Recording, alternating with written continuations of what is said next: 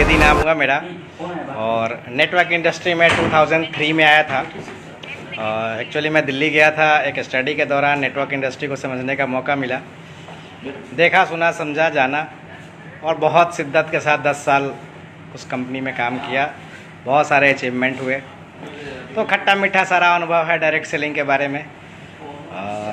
बड़े सारे लोग जो स्टार्टिंग में डायरेक्ट सेलिंग में आते हैं, एक्चुअली पहले तो पता नहीं होता है कि डायरेक्ट सेलिंग है क्या, और सही और गलत की पहचान नहीं होती। बाई चॉइस कोई आता है, बाई चांस आता है, चॉइस तो बाद में बनती है। तो मुझे भी एक बाइनरी प्लान में काम करने का मौका मिला। 10 साल मैंने काम किया उस कंपनी में। उसके बाद कुछ दिन नेटवर्क इंडस्ट्री से दूर रहा।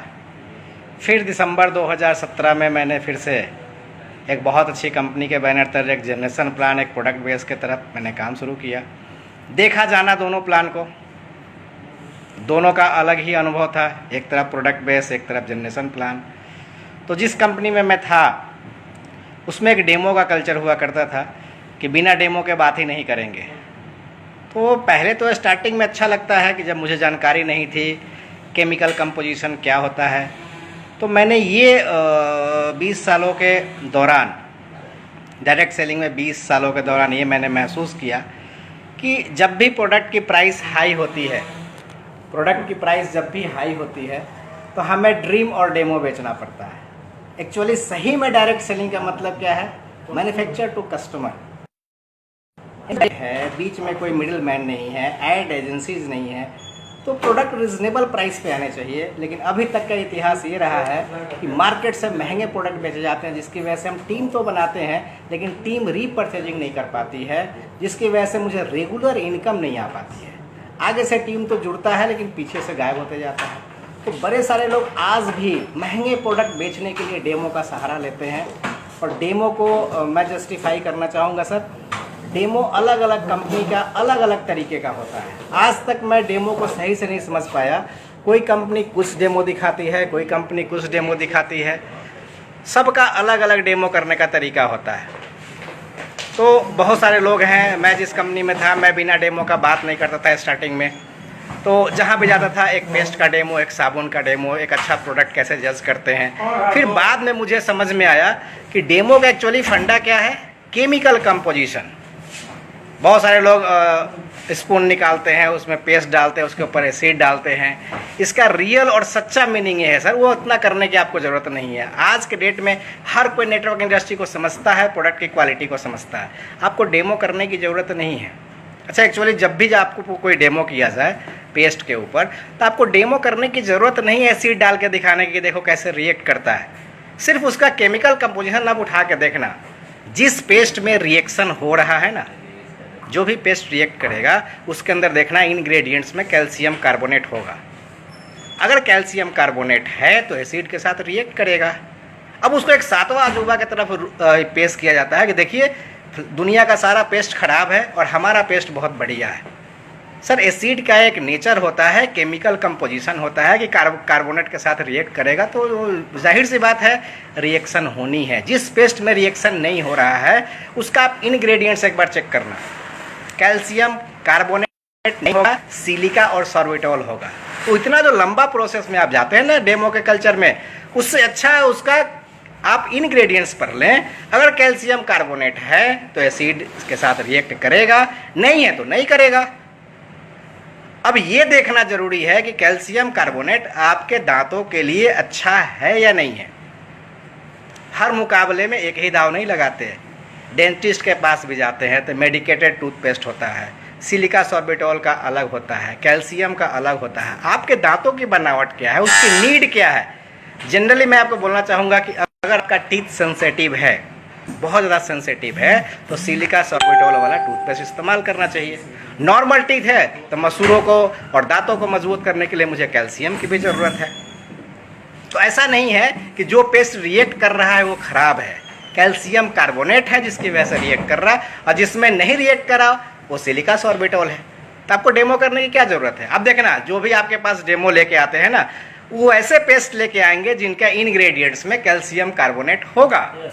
तो आप सिर्फ पर लेना, उनको बोलना सर स्पून मत लगाओ, एसिड नहीं डालो, लाओ मैं बता देता हूँ पढ़ के कि कौन सा पेस्ट रिएक्ट करेगा, कौन सा पेस्ट रिएक्ट नहीं करेगा।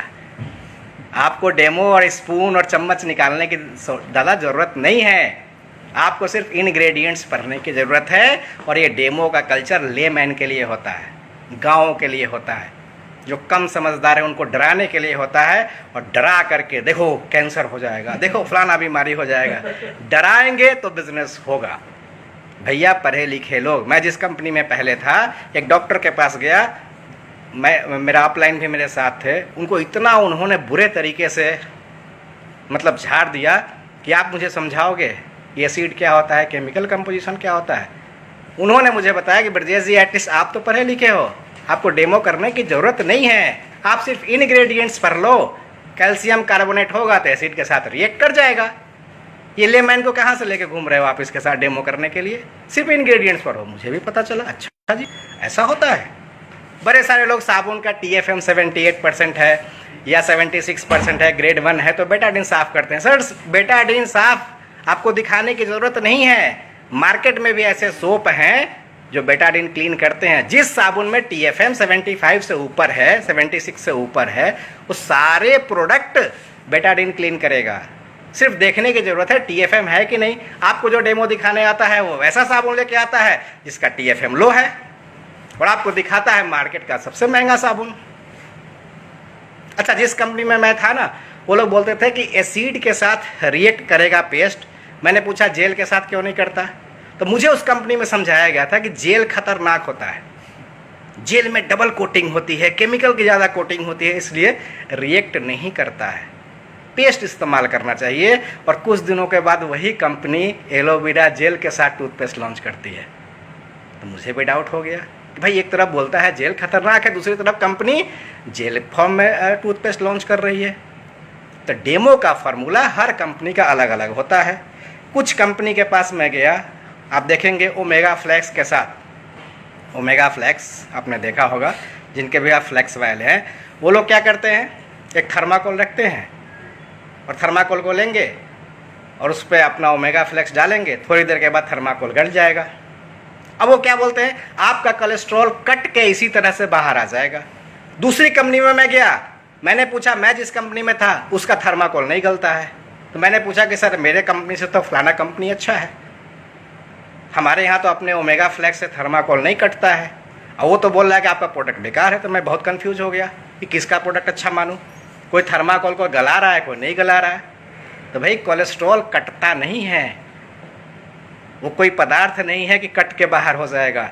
रेशियो ऊपर और नीचे होता है, गुड कोलेस्ट्रॉल बढ़ेगा, बैड ऑटोमेटिक कम हो जाएगा। और वो जो डेमो दिखाने का कल्चर है, सर थर्माकोल 4 बूंद पेट्रोल डाल देना, थर्माकोल गल जाएगा। इसका मतलब सुबह सुबह रोज पेट्रोल पी गल जाएगा। डेमो सही कल्चर नहीं है एक प्रोडक्ट को जस्टिफाई करने का। सही कल्चर है उसके इंग्रेडिएंट्स जो उसके ऊपर लिखे रहते हैं। आपको नहीं पता तो गूगल में सर्च करिए, हर कोई अपने हिसाब से डेमो दिखाएगा। कोई पंच तुलसी का डेमो दिखाएगा, उसका थर्माकोल गल जाता है। अच्छा सर, तुलसी में कौन सी ऐसी गुण है, आप तुलसी को लेके आओ, उसको अच्छे तरीके से पीसो, उसका जूस निकालो और थर्माकोल पे डालो, क्या तुलसी गलेगा? तुलसी के अंदर कोई भी ऐसा गुण नहीं है जो थर्माकोल को गला दे। और आप वैसी कंपनी का साथ देते हैं जो थर्माकोल गला देता है। तो भैया सोचो कितना एसिड है उसके अंदर, कितना केमिकल है, वो अंदर जाएगा तो क्या क्या रिएक्शन करेगा। तो डेमो महंगे प्रोडक्ट बेचने का एक जरिया है और कुछ नहीं है। इंग्रेडिएंट्स को समझिए, जानिए, फिर आपको एक अच्छी कंपनी करने का मौका मिलेगा।